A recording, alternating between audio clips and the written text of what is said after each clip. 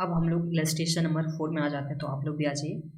Illustration number 4 में institutional development bank IDB issued zero interest deep discount bond of face value of ₹1 lakh each eight ₹2500। तो यहाँ पे 2500 में 2500 में यहाँ पे इशू किया जा रहा है, जिसका फेस वैल्यू कितना है बॉन्ड का। तो यहाँ पे बॉन्ड का फेस वैल्यू हम लोग को दे रखा हुआ है 1 lakh and repayable after 25 year.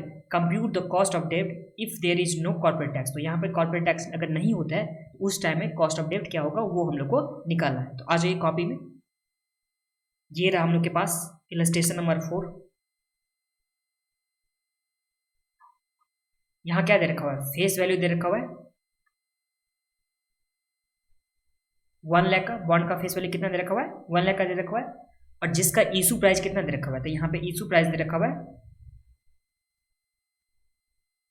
2500। तो यहाँ पे 2500 एंड ये कितने साल बाद रिपेमेंट होगा बॉन्ड। तो यहाँ पे ईयर कितना दे रखा हुआ है, ईयर हम लोग को दे रखा हुआ है 25 ईयर। एंड उसके बाद क्या बोला कि यहाँ पे टैक्स का रेट भी हम लोग को कुछ नहीं दे रखा हुआ है सम्स में। टैक्स भी क्या बोला कि टैक्स यहाँ पे कॉर्पोरेट टैक्स एग्जिस्ट नहीं करता है, तो हम लोग को निकालना है कॉस्ट ऑफ डेब्ट। तो यहाँ पे डेब्ट, तो ये हम लोग एक तरह से बोल सकते हैं कॉस्ट ऑफ डेब्ट, जो किसका, बॉन्ड का। तो बॉन्ड का कितना इंटरेस्ट रेट होना चाहिए वो हम लोग को सम्स में निकालना है। तो इससे हम लोग नॉर्मली निकालेंगे, जो फ्यूचर वैल्यू का फॉर्मूला होता है उससे निकालेंगे। तो आ जाइए देखिए, पहले इससे पहले समझ लेते हैं इसमें बॉन्ड में क्या होता है। तो इस तरह का अगर बॉन्ड होता है तो वो बॉन्ड इशू प्राइस जो रहता है उसमें इंटरेस्ट नहीं मिलता है, उसके बदले क्या मिलता है, बाद में फेस वैल्यू का ही जो अमाउंट होता है। देखिए बॉन्ड इशू किया जाता है बहुत ही कम प्राइस में, जैसे इस केस में कितना में किया गया है, तो सिर्फ और सिर्फ 2500 में यहाँ पे इशू किया गया है। बट 25 ईयर के बाद रिपेमेंट कितने में होगा, तो रिपेमेंट यहाँ पे होगा 1 लाख में रिपेमेंट होने वाला है। तो ध्यान दीजिए इस केस में इंटरेस्ट कुछ भी नहीं मिला, बट जब रिपेमेंट हो रहा है उस टाइम में एक्स्ट्रा वैल्यू मिल रहा है इस केस में। तो हम लोग को क्या निकालना है, कॉस्ट ऑफ डेब्ट निकालना है। तो हम लोग फ्यूचर वैल्यू को यूज करके इसमें कॉस्ट ऑफ डेब्ट निकालने वाले हैं। तो देखिए फ्यूचर वैल्यू का फॉर्मूला क्या होता था, तो future value is equal to present value, फिर 1 प्लस रेट इंटू पावर क्या हो गया n हो गया, टू दी पावर यहाँ पे n हो गया। ये हम लोग का नॉर्मली जो हम लोग पढ़ के आए थे, कंपाउंड इंटरेस्ट का बोलो या नॉर्मल फ्यूचर वैल्यू का फॉर्मूला बोलो, जो भी बोलो, तो ये हम लोग का फॉर्मूला होता है। यहाँ तो कुछ प्रॉब्लम नहीं है। देखिए फेस वैल्यू हम लोग को 1 लाख दे रखा हुआ है, इशू प्राइस दे रखा हुआ है 2500। फेस वैल्यू 1 लाख कब मिलेगा, तो 25 ईयर के बाद मिलेगा, और कुछ भी सम्स में नहीं दे रखा हुआ था। तो देखिए फ्यूचर वैल्यू कितना हो गया, बाद में सम्स में बॉन्ड के बदले कितना पैसा मिलने वाला है, तो बाद में मिलने वाला है यहाँ पे 1 लाख मिलने वाला है। इसका प्रेजेंट वैल्यू कितना दे रखा है, आज के दिन कितना, तो यहाँ पे आज के दिन 2500 में इशू हो रहा है। फिर 1 प्लस रेट तो मालूम नहीं, इंटरेस्ट का रेट हम लोग को नहीं मालूम, ये जो निकालना है हम लोग को, और टू दी पावर क्या हो जाएगा 25, क्योंकि ये 25 के बाद ही जाकर क्या होगा, इसका रिपेमेंट होने वाला है 25 ईयर के बाद। तो यहाँ पे क्या लिखेंगे हम लोग 25। अब ध्यान दीजिए जब हम लोग आगे बढ़ेंगे तो यहाँ पे 1 लाख डिवाइड बाय क्या हो जाएगा 2500, मल्टीप्लाई में है तो ये आ जाएगा डिवाइड में, is equal to 1 plus R to the power कितना आ जाएगा 25 आ जाएगा। इसे हम लोग जब सॉल्व करेंगे तो 1 लाख डिवाइड बाय 25,000 कितना आता है, तो 1 लाख डिवाइड बाय 2500, तो ये आ गया हम लोग का 40। तो 40 is equal to 1 plus R to the power 25। अब जब और आगे बढ़ेंगे तो हम लोग को क्या आ जाएगा, ये आ गया 25 root 40 is equal to 1 plus R आ जाएगा, ये आ जाएगा हम लोग को। अब इसे तो हम लोग लिख सकते हैं ना 40 टू दी पावर 1/25, ये लिखने में तो हम लोग को कुछ प्रॉब्लम नहीं है। 40 to the power 1/25 is equal to कितना आ जाएगा, तो इज इक्वल टू आ जाएगा 1 प्लस आर। यहाँ तो कुछ प्रॉब्लम नहीं है आप लोग को, ये तो आप लोग लिख सकते हो ना। अब ध्यान दीजिए ये 40 टू दी पावर 1/25 अब हम लोग को कैसे निकालना है, ये कैलकुलेटर में निकालना तो पॉसिबल है नहीं, तो इसके लिए लॉग टेबल का यूज किया जाता है। क्या किया जाता है, लॉग टेबल का यूज किया जाता है। जब भी इस तरह का पावर में जब भी रहेगा, इस तरह का फॉर्मूला इस तरह का जब भी पावर में रहने वाला है, तो हम लोग को क्या करना होता है, तो हम लोग को लॉग टेबल यूज करना होता है। अब ध्यान दीजिए जब भी फ्रैक्शन में हम लोग को दे रखा होगा पावर, तो हम लोग को इस तरह से यूज करना है। सबसे पहले हम लोग को स्टेप क्या हो गया, स्टेप 1, ये स्टेप आप लोग बुक में लिख लीजिए।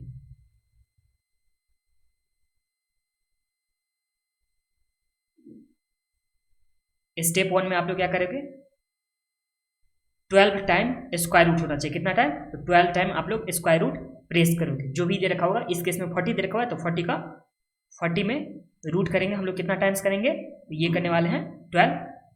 टाइम्स। तो ये हम लोग का हो गया स्क्वायर रूट। आप लोग को कितना बार प्रेस करना होगा? 12 टाइम्स। तो चलिए प्रेस करते हैं 40 में। तो 40 स्क्वायर रूट 12 टाइम, तो 1 2 3 4 5 6 7 8 9 10 11 12। तो ये हम लोग को आ गया 1.00090। इस तरह से आप लोग को आ गया होगा। तो सबसे पहला स्टेप में आप लोग को स्क्वायर रूट 12 टाइम्स। फिर स्टेप नंबर 2, स्टेप नंबर 2 में क्या करना है? तो यहाँ पे माइनस करना होगा 1। आप लोग को -1 करना होगा। तो -1 कीजिए, तो आ गया 0.0009 ऐसे करके कुछ आ गया होगा। फिर स्टेप नंबर 3, इसमें क्या करना होगा? आप लोग को डिवाइड करना होगा। कितने से डिवाइड करना होगा? तो डिवाइड करना होगा n से। और इस केस में आप लोग डिवाइड करोगे 25 से, क्योंकि पावर में कितना दे रखा होता? 25 दे रखा होता ना। अब ध्यान दीजिए, अगर इन केस यहाँ पे पावर रहता 40 टू दी पावर यहाँ रहता 2/25, तो उस टाइम में क्या करते? तो उस टाइम में हम लोग 2 से मल्टीप्लाई करते और 25 से डिवाइड करते। जहाँ डिवाइड बाय n कर रहे हैं ना, तो उस टाइम में हम लोग 2 से मल्टीप्लाई करते और n से डिवाइड करते, मतलब जो भी 25 दे रखा होता वो से हम लोग करते। तो बट वो तो हो गया अलग केस। बट इस केस में क्या करना है? तो इस केस में सबसे पहला हम लोग स्टेप क्या किए थे? तो 12 टाइम स्क्वायर रूट हम लोग प्रेस किए थे, एंड सेकेंड टाइम में हम लोग माइनस किए थे 1 किए थे। उसके बाद डिवाइड बाय हम लोग क्या करना है? तो यहाँ पे 25 से डिवाइड करना है। स्टेप नंबर 4, स्टेप 4 में हम लोग को यहाँ पे ऐड करना होगा 1। हम लोग को क्या करना होगा? यहाँ पे ऐड 1 करना होगा। तो स्टेप नंबर 4 में हम लोग को 1 ऐड करना होगा। उससे पहले मैं लाइट ठीक कर लूँ। इसमें से आप लोग क्या करोगे? डिवाइड बाय 25 और प्लस कितना करना है? तो 1 करना है। एंड उसके बाद स्टेप नंबर 5 में आप लोग को करना है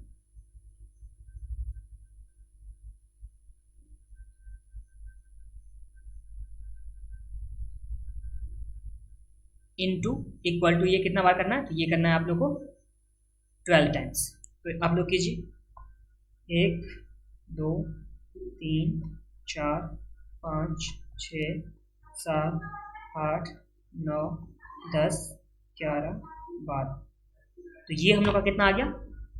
40 टू दी पावर 1/25 का आंसर। तो ये आ गया हम लोग का 1.1590।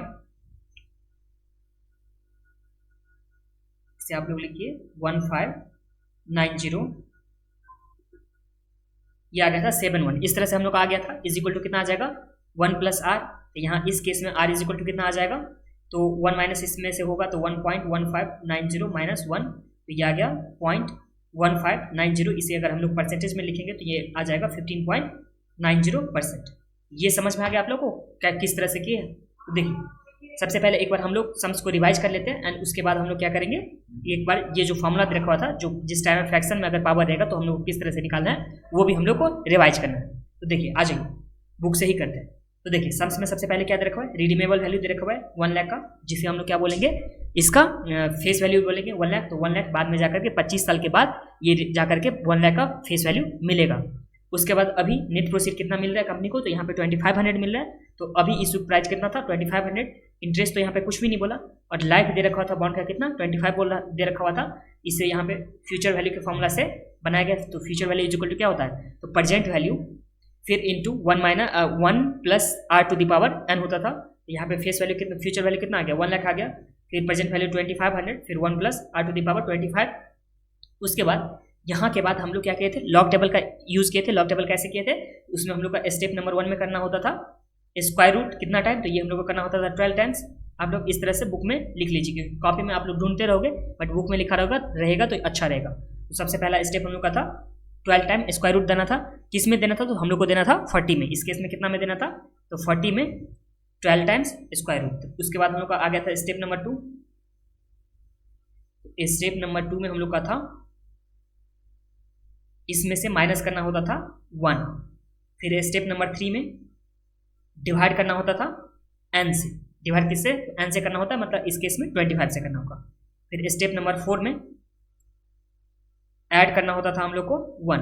और स्टेप नंबर 5 में हम लोग को क्या करना होता था? स्टेप नंबर 5 में इनटू एंड इक्वल टू हम लोग को करना होता था 12 टाइम्स। और इस तरह से हम लोग क्या निकाल सकते थे? यहाँ पे जो भी इस तरह से फ्रैक्शन में पावर दे रखा होगा वो हम लोग निकाल सकेंगे। देखिए, इस केस में अगर देखा जाए इसे, तो हम लोग लिख सकते हैं ना 40 to the power 1/25 is equal to 1 plus R, इस तरह से हम लोग निकाल लिए थे। उसके बाद हम लोग का आर का आ गया था आंसर। बट इस केस में क्या दे रखा हुआ है, यहाँ पे जो सम्स इस बुक में बनाया गया है ICI स्टडी मटेरियल में, उसमें बनाया गया है ट्रायल एंड एरर मेथड से। तो इस ट्रायल एंड एरर मेथड से यहाँ पे R is equal to assume कर लिया 15%, एक ही बार में एज्यूम कर लिया 15%, और जिसका वैल्यू कितना आ गया 32.919, मतलब 40% के करीब में यहाँ पे आ गया आंसर। उसके बाद एक बार आर इज इक्वल टू कितना एज्यूम कर लिया 16%, जिसके टाइम में कितना आ गया इसका वैल्यू कितना आ गया, तो 40.875, मतलब एक बार 40 से ज़्यादा, एक बार 40 से कम, एक ही बार में आ गया। बट हम लोग को तो एक बार में आ नहीं सकता है, तो हम लोग यहाँ पे 10% भी एज्यूम कर सकते हैं, फिर 20% भी एज्यूम कर सकते हैं। तो हम लोग को हमेशा जब भी इस तरह का केस अगर आएगा, आप लोग पहले एक बार ये लिख लीजिए, उसके बाद मैं आपको बता रहा हूँ यहाँ के बाद से।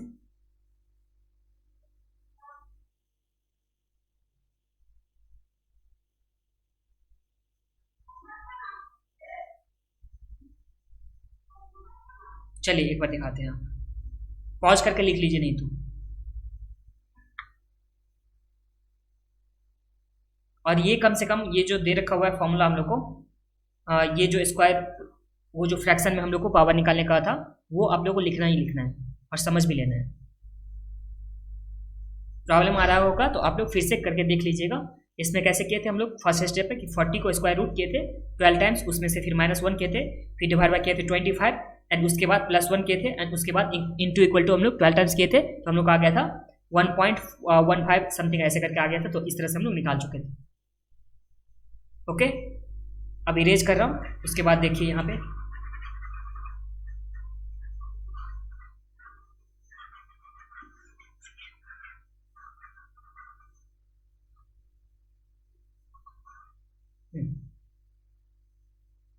यहाँ के बाद से देखिए, यहाँ 40 इज इक्वल टू कितना आ गया था बुक के हिसाब से, 40 is equal to 1 plus R to the power 25 आ गया था। अब हम लोग जहां तक किए थे, जो कॉपी में किए थे, उतना तक करने से कोई प्रॉब्लम नहीं, उतना तक हमें आंसर आ जाता है। बट बुक में जो दे रखा हुआ है उस तरह से मैं आप लोग को बता दे रहा हूँ। देखिए 40 is equal to 1 plus R to the power 25 है, तो यहाँ पे ट्रायल 1 में एज्यूम कितना कर लिया, आर इज इक्वल टू 15%। तो इस तरह से हम लोग एज्यूम कर सकते हैं, 15% एज्यूम करें, 10% एज्यूम करें, 12% एज्यूम करें, तो हम लोग को एज्यूम करना है जिसका वैल्यू कितना आ जाना चाहिए, तो जिसमें 1 plus R to the power मतलब 1 प्लस 15% टू द पावर 25 ये आ जाना चाहिए, 40 के करीब में आ जाना चाहिए। एक बार 40 के करीब में आ जाना चाहिए, फिर एक बार फिर से एज्यूम किया कितना परसेंट, 16%, तो 1 प्लस 16% टू द पावर 25, तो ये भी कितना के करीब में आना चाहिए, 40 के करीब में। एक 40 से ज़्यादा आना चाहिए, एक 40 से कम आना चाहिए, बट करीब में ही आना चाहिए, मतलब 30 से लेकर के 40 बीच में आ जाना चाहिए, और उसके बाद 40 से लेकर के 50 के बीच में कुछ भी आ जाना चाहिए। तो इस तरह से आप लोग एज्यूम कर सकते हो, 15%, 16%, 17%, इस तरह से कुछ भी एज्यूम कर सकते हो, क्योंकि हम लोग को पता नहीं होता है। यहाँ पे तो बुक में लिखा हुआ है ना कि 16%, बट हम लोग को कैसे पता होगा कि यहाँ पे 16% ही एज्यूम करना है या 15% ही एज्यूम करना है। तो इस तरह से आप लोग एज्यूम कर लीजिएगा, और एज्यूम करने के बाद प्रेजेंट वैल्यू आप लोग कैसे निकाल देते हैं, ये कैपिटल बजटिंग का बेसिकली सम्स है। बट हम लोग जो किए थे जिस मेथड से, वहाँ में कैपिटल बजटिंग अगर नहीं भी आता था तभी आप लोग को आ जाता। बट यहाँ पे जो बुक के हिसाब से दे रखा हुआ है, वो दे रखा हुआ है कैपिटल बजटिंग के हिसाब से। तो कैपिटल बजटिंग में हम लोग एनपीवी कैसे निकाल देते, तो एनपीवी इज इक्वल टू हम लोग निकाल देते present value of cash inflow minus present value of cash outflow. इस तरह से हम लोग एनपीवी निकाल देते हैं। तो इस केस में भी एनपीवी निकाला गया है। तो देखिए एनपीवी यहाँ पे इसमें से -40 करके निकाल लिया, और फिर इसमें से 40 माइनस करने के बाद निकाल लिया। तो यहाँ पे एनपीवी लोअर रेट में कितना आ गया, माइनस में आ गया, और हाई रेट में कितना आ गया, प्लस में आ गया। तो यहाँ पे तो कुछ आप लोग को प्रॉब्लम नहीं है 15% में और 16% में। तो एनपीवी जब निकल गया, उसके बाद हम लोग को आईआरआर का यहाँ पे जो फॉर्मूला दे रखा होता है, जो होता है लोअर रेट, क्या होता है formula, lower rate plus NPV at lower rate, फिर एनपीवी एट लोअर रेट, फिर minus NPV at higher rate, और उसके बाद मल्टीप्लाई होता था higher rate minus lower rate से। इस तरह से हम लोग का ये फॉर्मूला हो जाता था। तो इस फॉर्मूला के हिसाब से यहाँ पे क्या निकाला गया है, तो यहाँ पे आईआरआर निकाला गया है। बट हम लोग लॉग टेबल से भी निकाले थे, तो वहाँ भी कोई भी प्रॉब्लम नहीं है, वहाँ भी आंसर सेम ही आएगा। देखिए यहाँ पे बुक का आंसर कितना है 15.89%, और हम लोग का कितना है तो 15.90। तो इसमें तो कोई, ये तो माइनस हुआ 15.90। और हाँ, जब आप लोग एज्यूम करोगे, जैसे इसमें बुक में कितना किया गया है 15% एज्यूम किया गया है, और 16%, और हम लोग एज्यूम जब करेंगे तो उस टाइम में 10% 20% के बीच में कुछ भी एज्यूम कर रहे थे, तो उस टाइम में आप लोग का बुक से आंसर नहीं मैच करेगा तो कोई प्रॉब्लम नहीं, बस डिफरेंस किस बात का होगा, तो डिफरेंस सिर्फ अप्रोक्सीमेशन का होगा, जो पॉइंट का दे रखा होता है तो उसका डिफरेंस होने वाला है और बाकी डिफरेंस नहीं होने वाला। तो यहाँ तक तो कुछ प्रॉब्लम नहीं है आप लोग को। अब हम लोग नेक्स्ट वीडियो में नेक्स्ट इलस्ट्रेशन देखने वाले हैं, जो हम लोग को दे रखा हुआ है इलस्ट्रेशन नंबर 5। ओके, यहाँ तक आप लोगों को कुछ प्रॉब्लम नहीं हुआ। इस वीडियो को आप लोग एक बार फिर से देख लीजिएगा अगर समझ में नहीं आता हो तो। अगर फिर भी समझ में नहीं आता तो आप लोग को पूछना है, कहाँ पूछना है, तो चैट ऑप्शन दे रखा होगा रिस्पेक्टिव ग्रुप में। आप लोग अगर ज्वाइन करके रखे होगे फाइनेंशियल मैनेजमेंट का, वहाँ पे रिस्पेक्टिव ग्रुप होगा तो उसमें आप लोग पूछ सकते हो। और हाँ, अगर यूट्यूब पे देख रहे होगे तो वहाँ भी आप लोग पूछ सकते हो, अगर पावर पैक में जुड़े होगे तो वहाँ। चलो बाय बाय।